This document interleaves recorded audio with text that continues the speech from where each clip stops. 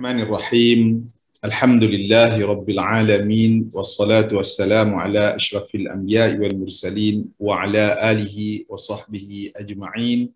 Rabbi shrah li sadri wa yassir li amri wahlul uqdata min lisani yafqahu qawli. Amma ba'du. Assalamualaikum warahmatullahi wabarakatuh. Sidang hadirin dan para pendengar dalam sesi bicara Nur Ramadan pada hari ini.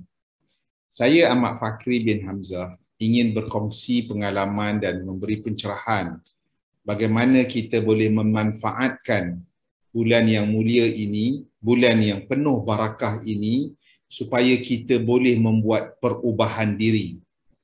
Kerana sesungguhnya dalam menelusuri hari-hari kita yang akan mendatang, perlu kita sentiasa bermuhasabah seperti mana yang diperingatkan oleh Saidina Umar Al-Khattab bahawa hisablah diri kamu, hitunglah diri kamu dan carilah sebarang usaha untuk memperbaiki diri ini dengan menggunakan Ramadan sebagai suatu platform, Ramadan sebagai suatu batu loncatan yang akan menjadikan kita sebagai seorang yang lebih bermakna dan lebih berketerampilan dan dapat memberi sumbangan kepada jemaah dan ummah Islam insya-Allah taala.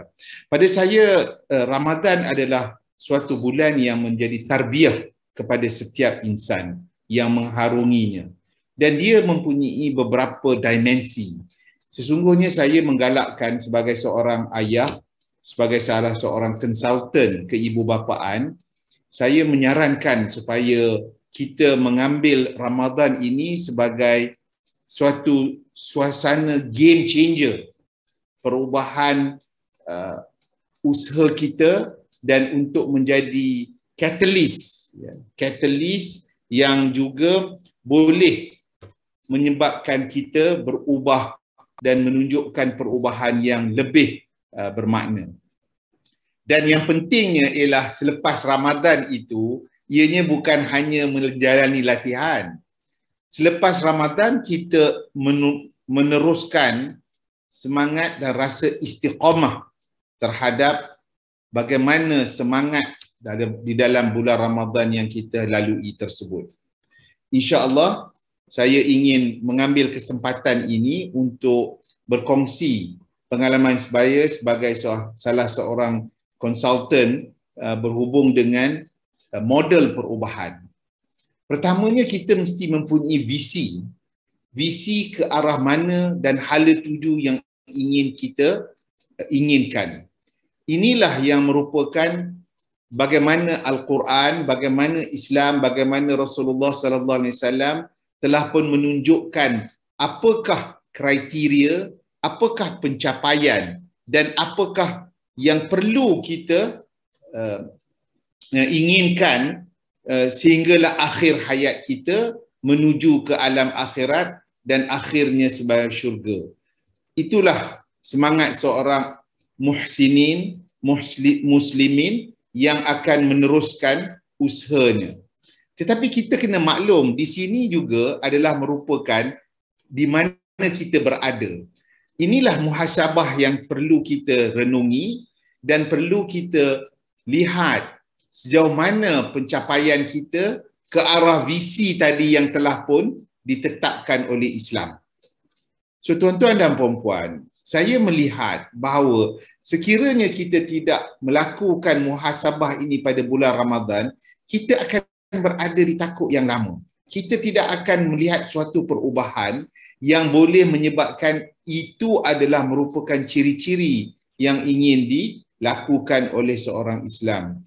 So insya-Allah apabila kita telah menghisap diri kita, saya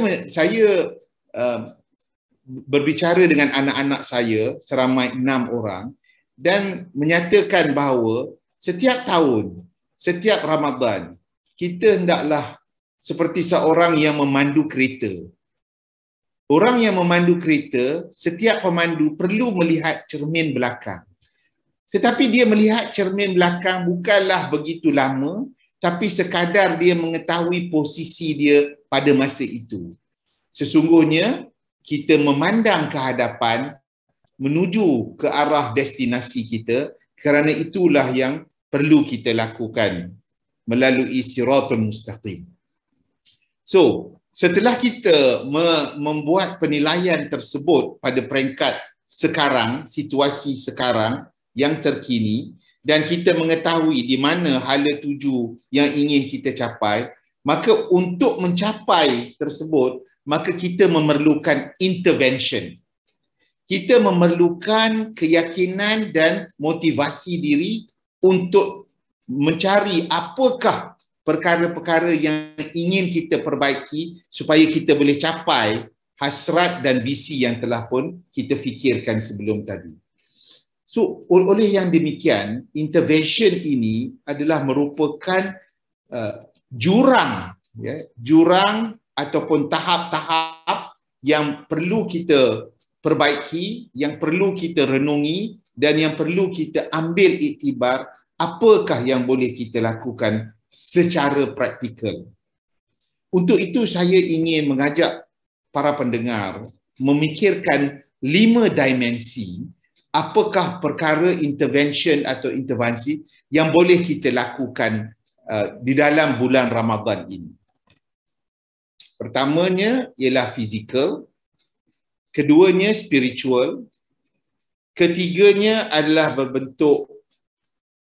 berbentuk intellectual, keempat berbentuk psikologi ataupun emosi kita, dan akhir sekali ialah yang berbentuk sosial.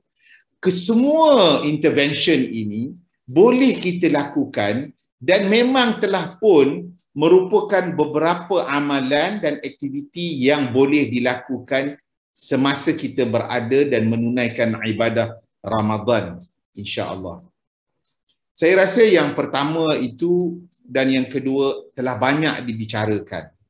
Terutamanya dari sudut fizikal, yakni kita berpuasa, menahan diri, lapar dan dahaga, dan juga perkara-perkara yang telah diharamkan. Telah banyak diperkatakan, telah banyak di WhatsApp-kan, dan banyak juga artikel dan YouTube yang telah pun disampaikan di dalam surau dan masjid dan sebagainya. So itu adalah keperluan dan asas. Keduanya ialah dari sudut spiritual, di mana kita dan hubungan kita dengan Al-Khaliq yang telah menjadikan kita itu adalah sesuatu yang perlu dilakukan. Dengan solatnya, dengan tarawihnya dan dengan amalan-amalan yang digalakkan di dalam bulan Ramadan berbentuk spiritual, kerohanian itu adalah sesuatu yang juga biasa kita lakukan. Dan kemudian kita kena memperalusi kualiti supaya kita merasakan dekatnya Allah bersama kita. Tapi yang saya ingin tekankan ialah 3 dimensi yang lain yang di mana ia juga merupakan beberapa aspek yang boleh kita perbaiki, dan insya-Allah selepas Ramadan kita akan meneruskan usaha tersebut. Yang ketiga dimensi yang saya nak sebut ialah intellectual, dari sudut pemikiran. Kita banyak di dalam bulan Ramadan ini memang mengetahui bulan yang satu-satunya disebut di dalam Al-Quran mempunyai perhubungan yang amat rapat dengan Al-Quran. Syahrul Ramadana lazi unzila fihi Al-Quran. So itu mempunyai suatu hint yang amat kuat, perlu kita ambil perhatian, kerana Allah mengingatkan kita Ramadan adalah dengan kita mendekatkan diri kepada Quran. So saya nak sebut perjalanan hidup saya umpamanya, pertamanya kita mendekati Quran dengan tajwid. Kita belajar tajwid dengan ibu kita, dengan guru agama masa kita kecil. Mengetahui idgham bila gunnah, mana dengung, mana berhenti dan sebagainya. Tapi seterusnya kita memperdengarkan bacaan Al-Quran dengan beberapa qiraat. Still hubungan kita dengan Al-Quran dari sudut pembacaan. Dan kita mendengar bacaan yang baik, bacaan yang betul dan makhraj yang betul. Seterusnya kita cuba memahami apakah makna di dalam ayat-ayat tersebut. Maka belajar bahasa Arab untuk faham Quran adalah merupakan sesuatu yang perlu kita lakukan. Dan mungkinlah kita boleh membaca melalui Quran terjemahan sama ada dalam apps, aplikasi di dalam gadget dan sebagainya. Tetapi kita kena terus mempertingkatkan lagi kefahaman kita dengan Quran, kerana tujuan Quran itu adalah hudan lil muttaqin, petunjuk. So bila nak petunjuk, maka kita kena mengetahui bukan sahaja maknanya, tapi apakah tafsiran di dalamnya. So salah satu daripada prerequisite ialah memahami asbabun nuzul. Memahami asbabun nuzul juga memahami berhubung dengan sirah Rasulullah sallallahu alaihi wasallam yang amat mempunyai hubung kaitnya yang amat rapat. So kita kena memahami konteks tersebut. So setelah memahami dari sudut asbabul dan sirah Rasulullah, kita kena memahami dari sudut tafsirannya. So sesi-sesi seperti tafsir maudhu'i yang telah dilakukan oleh Allah Yarham Ustaz Siddiq Fadil merupakan salah satu daripada khazanah yang perlu kita cari gali bersama. Tetapi bukan sekadar hanya memahami tafsir dan mengetahui apa sahaja ucapan yang disampaikan oleh para asatizah dan juga penceramah. Tahap yang seterusnya ialah tahap kita cuba membuat penilaian, bertadabbur. Dan itu disebut di dalam Al-Quran. Adakah kamu tidak memikir? La'allakum tatadabbarun. So jadi tuan-tuan, daripada peringkat kita boleh membaca sehinggalah peringkat kita memahaminya, peringkat bertadabbur itu dan mereka yang berfikir, sama ada mereka berdiri atau duduk atau berbaring, adalah sesuatu yang amat digalakkan oleh Allah Subhanahu Wa Taala. Apa yang dia jadikan tu? Saya nak ambil contoh misalnya, kalau sekarang ini ramai sudah mula membaca surah Al-Kahfi pada hari Jumaat. Terfikirkah kita bagaimana rentetan cerita ataupun kisah yang disampaikan dalam surah Al-Kahfi itu mempunyai banyak unsur-unsur harian yang perlu kita tadabburkan. Peringatan Allah untuk menyebut insya-Allah kepada Rasulullah sallallahu alaihi wasallam untuk menjawab persoalan daripada orang Yahudi itu adalah peringatan untuk kita. Seterusnya ditekankan oleh dalam kisah cerita Nabi Musa alaihissalam. Satajiduni insya-Allah sabir. Jadi Nabi Musa sendiri sebagai Nabi mengingatkan bahawa bagaimana dia perlu bukan sahaja melakukan usaha tersebut tetapi mengingatkan dirinya bahawa ia adalah dilakukan dengan izin Allah. So kita dengan harian kita, adakah kita mengucap insya-Allah? Dan saya kadang-kadang terpanggil dalam WhatsApp bila orang tanya, boleh datang tak? Boleh. Tapi tak terlupa pun nak mention dalam tu insya-Allah, kerana mungkin ada halangan dan kekangan yang tak boleh dilakukan. So yang saya nak sebut tu, bila kita bertadabbur itu, kita boleh mengaplikasikan saranan yang dibuat. Saya juga dalam berbicara dengan ibu bapa menceritakan kisah Nabi Musa dan Khidir itu berhubung dengan bagaimana Allah memelihara khazanah dua orang anak yatim piatu tersebut dengan menghantar utusannya, dua orang, Nabi Musa dan Nabi Khidir, untuk menyimpan khazanah tersebut di bawah tembok, ya. Saya mengingatkan kepada ibu bapa bahawa anak-anak kita ini, walaupun kita sudah tidak ada di dunia ini, ataupun kadang-kadang kita menghantarnya di sekolah ataupun ke asrama dan sebagainya, mungkinlah Allah memberi utusan, menghantar utusan untuk menjaga anak kita. Salah satu daripada tadabbur yang saya rasakan begitu bermakna, bagaimana Allah memelihara. Kerana apa? Nabi Khidir menyatakan kerana abuhuma solihin. Bapanya adalah seorang yang soleh.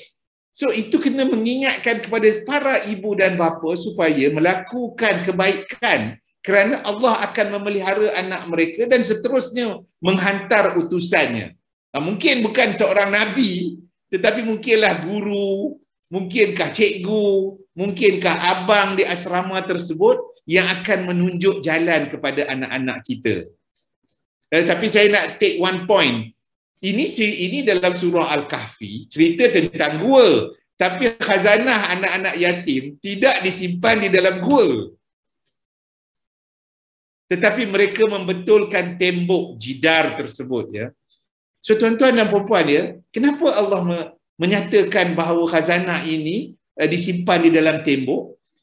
Kerana Nabi Khidir telah membetulkan tembok yang tidak betul itu dan supaya menjadi kukuh dan baik.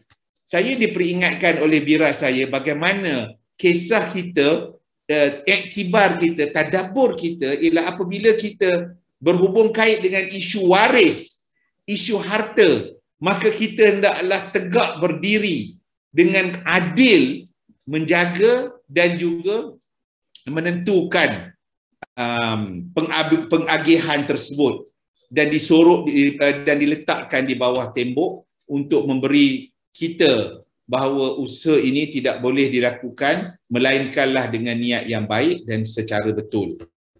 So intelektual ini sebenarnya bagaimana kita berfikir, terutamanya kepada mereka yang seangkatan dengan saya yang dah masuk 6, 7, 8 series. Penggunaan akal kita itu amat perlu kita teruskan. Kerana waktu kita bekerja sebagai lecturer, sebagai jurutera dan sebagainya, kita banyak menggunakan akal kita. Tapi bila kita dah masuk peringkat umur bersara dan pencen, kita amat kurang menggunakan akal untuk berfikir dan bertadabbur. Kerana itu pada pandangan saya merupakan penerusan.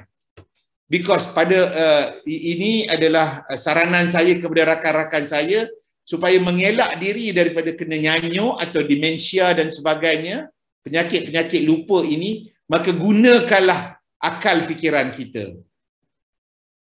Pepatah orang putih, if you don't use it, you will lose it. Kalau tak diguna, maka ianya akan hilang dengan secara bertahap dan berperingkat-peringkat. So gunakanlah akal kita terutamanya untuk bertadabbur. Dan bukan Al-Kahfi saja. Bukan Al-Kahfi saja. Cari gali kita dalam Al-Quran ini adalah seperti lautan yang amat dalam. Seperti mana Allah menunjukkan dua lautan, perkara-perkara yang nampak dan perkara-perkara yang tidak nampak. So itu dimensi ketiga yang saya sebut, bagaimana Ramadan ini boleh menjadi suatu agenda perubahan kita. Yang keduanya ialah psikologi dari segi emosi. Tambahan sekarang ini banyak terlalu ramai di kalangan kita yang menghadapi kemurungan, kesusahan dan kesedihan. Maka apakah yang boleh dilakukan pada bulan Ramadan? Saya nak ambil kisah Nabi Zakaria dan juga Maryam.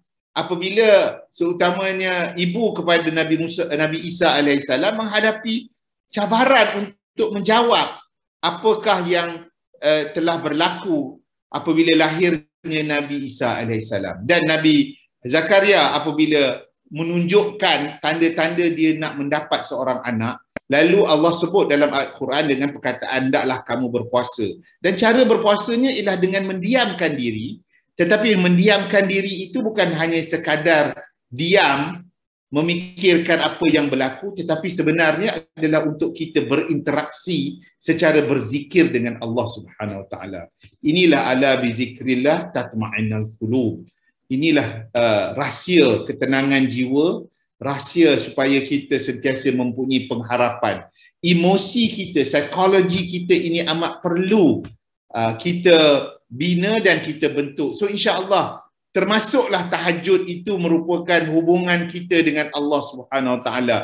Bangkit kita di waktu malam dengan hubungan spiritual dan juga emosional kita, maka insya-Allah seperti mana yang berlaku kepada Nabi Yunus alaihissalam, dia berada dalam 3 lapisan, di dalam perut ikan, kegelapan dalam perut ikan, kemudian kegelapan di dalam lautan dan akhirnya kegelapan malam. Mereka yang bangun tahajud itu mempunyai 3 kegelapan, berada di dalam biliknya yang gelap dan berada di dalam rumahnya yang kelam, dan akhirnya di malam hari adalah merupakan masa yang amat istimewa. Dan saya nak sebut untuk emosional ini ialah bila kita selalu beremosi, bila dah lapar cepat nak marah.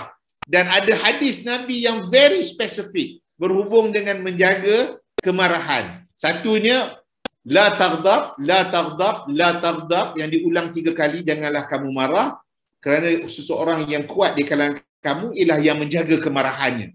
Dan keduanya spesifik untuk bulan puasa. Kalau kita sedang marah dan sedang melakukan perbincangan dan diskusi dan mula menyebabkan kita naik darah, maka gunakanlah perkataan ayat yang Nabi sebut sebagai sesungguhnya hari ini aku berpuasa. Teknik menahan marah. Itu tak masuk lagi yang kalau berdiri hendaklah duduk, kalau duduk hendaklah baring, kalau masih lagi marah pergilah ambil wuduk supaya boleh kita api kemarahan itu dipadamkan. Dan kalau tak boleh juga maka solatlah 2 rakaat, terutamanya kepada mereka yang begitu marah kepada sesuatu yang berlaku di luar dugaan mereka dan kadang-kadang is beyond us. Dan inilah pada pandangan saya beberapa perkara, dan akhir sekali dimensi sosial. So dimensi sosial ini biasa kita lakukan dengan kita memberi sedekahnya, kita mengambil saranan Nabi dengan memberi makan kepada mereka, tak kira orang Islam. Tapi mungkin apa yang boleh kita lakukan di dalam bulan Ramadan ini, memberi penerangan tentang Ramadan ini dari sudut kebaikan dia, bukan saja sekadar detox atau nak kuruskan badan, tetapi dari sudut spiritualnya kepada yang bukan Islam. Sebab saya nak sebut apa yang berlaku kepada salah seorang yang saya kenali beberapa tahun yang dahulu, bernama Ustaz Zainuddin. Beliau salah seorang padri Kristian yang telah pun berada di Pulau Pinang, Bukit Mertajam, dan akhirnya telah dipilih oleh Pope di Vatican sebagai the sin forgiver, seorang yang boleh memaafkan orang lain. Dan beliau teringat bahawa beliau perlu memperbaiki semua manusia di dunia ini. Dan ingatan beliau ialah terutama kepada penduduk di kampung beliau di Bukit Mertajam, kerana di dalam bulan Ramadan orang Islam telah pun memberi makanan kepada beliau pada semasa beliau masih lagi aktif dan di dalam gereja. Dan apabila dia beberapa tahun kemudian memikirkan bagaimana dia nak menyelamatkan penduduk-penduduk Islam ini yang telah pun melakukan kebaikan kepada dirinya, maka dia telah pun berhasrat. Dan pada suatu malam dia telah bertafakur dan berdoa yang memohon Allah memberi ilham kepadanya, sehingga kan Allah telah memberi ilham supaya dia masuk belajar tentang Islam, supaya dengan dia mempelajari tersebut dia boleh meyakini mereka-mereka yang sudah Islam supaya keluar daripada Islam. Tetapi Allah mempunyai perancangannya, dan akhirnya setelah dia belajar Islam di London dan sebagainya, beliau telah masuk Islam dan akhirnya menjadi seorang mubalik yang amat aktif. Kerana apa? Kerana tindakan sosial yang baik di kalangan umat Islam di kawasan perkampungan semasa beliau di zaman mudanya. Gitulah tadi tuan-tuan, kita rumuskan kembali Ramadan sebagai suatu pemangkin, sebagai satu game changer, supaya kita sedang menuju hala tuju visi kita sebagai seorang mukmin, dan memahami di mana kita sekarang ini, supaya kita mengambil jalan dan juga intervention yang bersesuaian dengan kita, sama ada dari sudut spiritual atau fizikal, intelektual ataupun psikologinya, dan akhirnya kita kuatkan semangat bagaimana berinteraksi secara sosial dengan sedekah dan jariah kita kepada mereka yang memerlukan.